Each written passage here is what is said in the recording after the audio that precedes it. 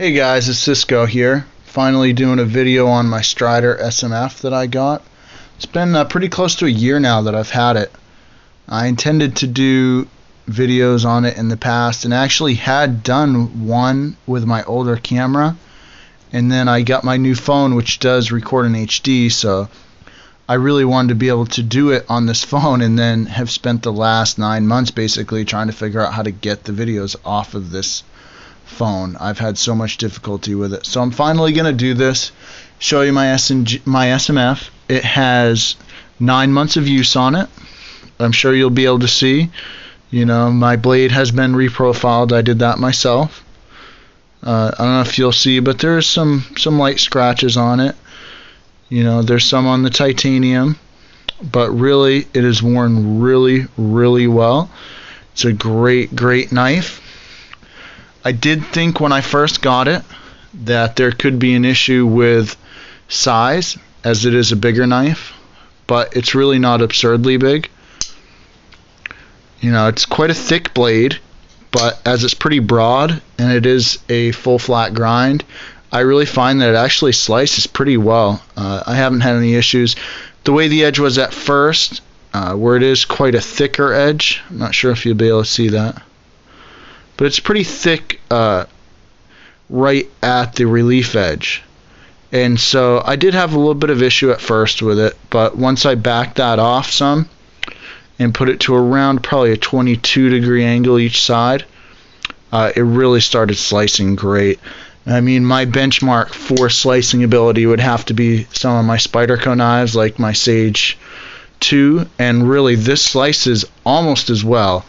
It keeps an edge really well. The heat treat on the Strider S30V is definitely a little harder than maybe the Spyderco is. This keeps an edge pretty well.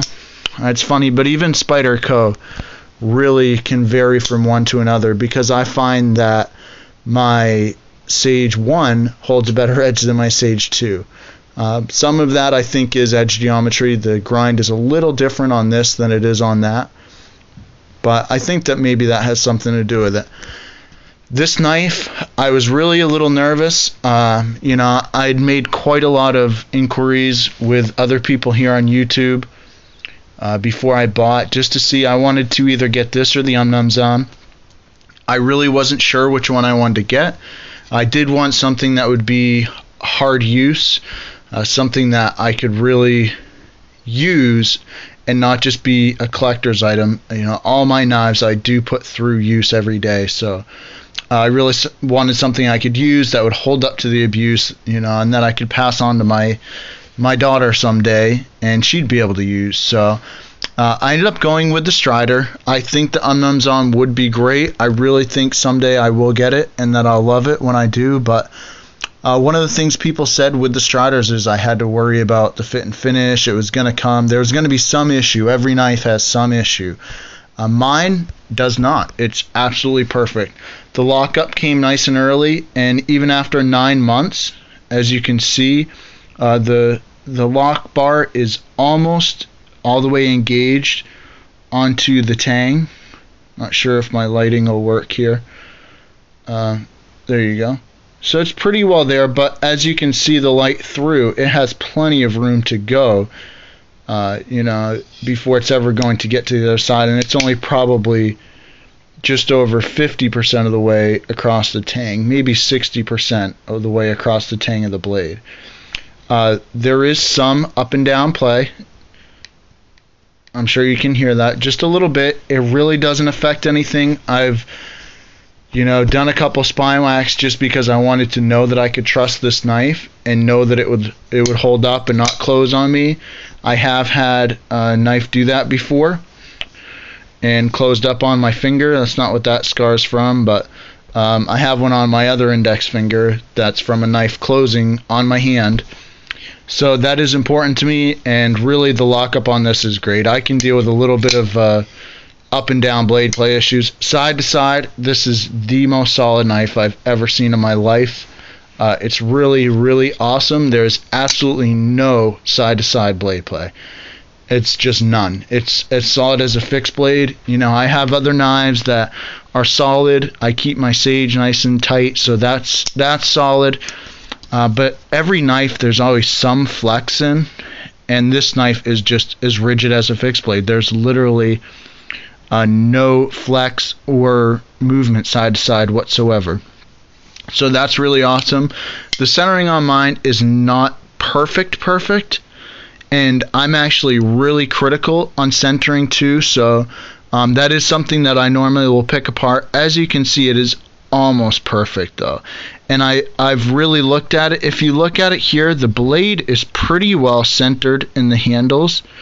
I think it's just the grind is a little bit favored to that one side. You can kind of see looking at it there that point is kind of favors one side of the actual spine alignment there. But the knife is awesome. It's extremely smooth, and that's not something I expected at all. I really expected something that would be rough and gritty, and in all reality, I mean, my Sage 2 is a smooth knife. It feels smooth, but I'm not sure if you can hear that, but when you're opening it, it has a sound to it, just kind of a grinding noise. So it feels smooth, but it doesn't sound smooth. This sounds smooth, but just doesn't have that same kind of solid feeling that the other two do. This is just right in between. It's incredibly smooth, incredibly fast. I mean, just the slightest little finger flick, it really takes no effort at all, and it just flies right out. I absolutely love it. It's a very comfortable knife. There's obviously that one point there that is going to be a bit of a hot spot, but I can deal with that. Especially with gloves on, you really don't notice it. I live in Maine where for the next 4 to 5 months I'm really going to be using gloves when I use this outside, so it really does get a good amount of use with gloves on with me. So the biggest bummer that I have is that I now work in an office setting, which means that I really can't carry it. You know, I carry it when I'm home on the weekends, you know, when we go out. I have it, carry it to work, but then I have to leave it in my car all day long, which is just a bummer. You know, even knives like these and my Victorinoxes, slip joints, whatever, I can't carry a knife at all where I work, which is just really a bummer. I really do not care for that at all. I don't see the point in it. We don't go through metal detectors, so it's not like they could stop anyone from doing it.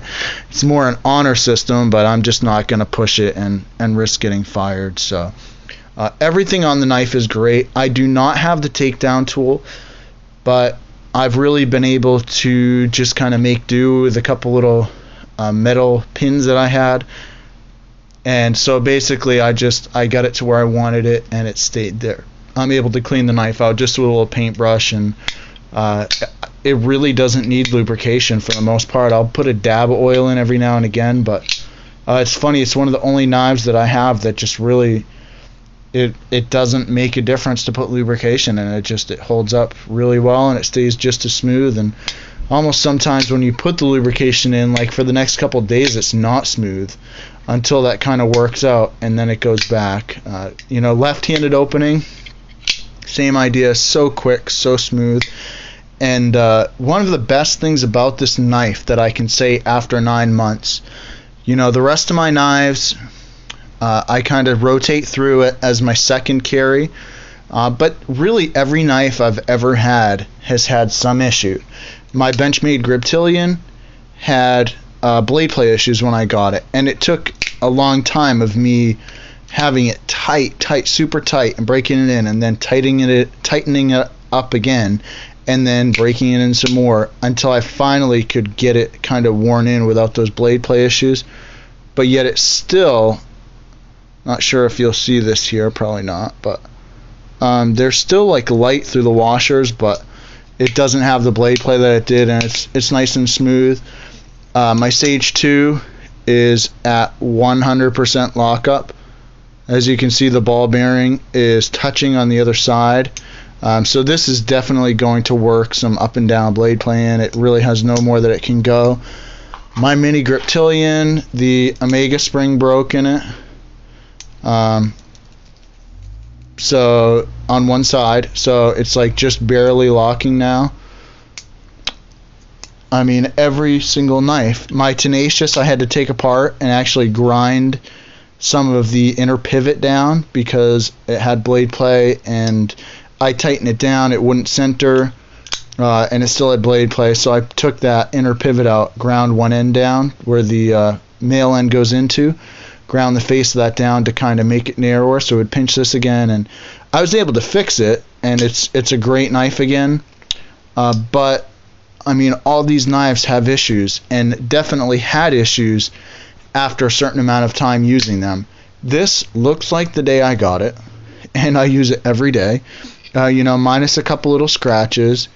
It's just as smooth, the lockup is great. I mean, it really is something that I can see lasting for such a long time. And so I don't know if that means that Strider is finally improving on their fit and finish issues. I tend to think that in some cases it gets kind of exaggerated. I had known a lot of cases that's not true. People got really bogus knives that just were not good with the quality and good with the fit and finish. Mine, I mean, there's no gaps anywhere. It's just perfect. I mean, with the exception of that little bit of centering off, I mean, everything is just beautiful. Everything lines up really nice. These hit perfectly. The blade stops there. It's really a perfect specimen. So I don't know if I got lucky or if they're just going to come out like that now. I'd like to think that's the case. I really don't feel the need to go buy another Strider now. I feel like I kind of got the Strider that I wanted with the Stonewash and Ranger Green. But honestly, I think my next purchase is probably going to be a Chris Reeve, just to see what all that hype is about. I really, really want to check out the Unchanged or a Sebenza. So if any of you have a tip between the Unchanged and the large micarta Sebenza, those are the two that I'm kind of trying to decide between for this year. I'm thoroughly happy with the decision I made last year, but I do want to try something new. I'm just always into trying new knives and new things, and I still have an appreciation for things I had before. It didn't make me dislike my other knives like the Sage one, or even ones like my Tenacious. Here my Tenacious I've really grown fond of again as of late since I fixed those issues. So it really didn't spoil my enjoyment of my other knives. So I'll probably get some other, normally priced knives too in the future, but for now, I'll just kind of go with that Chris Reeve, whichever one I decide to get. But I'll probably throw a few more videos out here now that I know I can actually upload them to my computer and onto YouTube. So I'm pretty excited about that. I've really missed being able to contribute here with the YouTube community, so I definitely intend to do that. May throw a couple other types of videos out that I've wanted to do. I have my JetBeam RRT2 that I would like to do a video on. Maybe my Seiko Monster that I got. Think I might throw a video out on that at some point here, just if people are interested in seeing that. So I just wanted to throw this up anyways, and I'll definitely throw some more videos out soon. I really enjoy all the videos that all you guys post. I really watch them every day, as many as I can, and hope to see more from you guys soon. Thanks.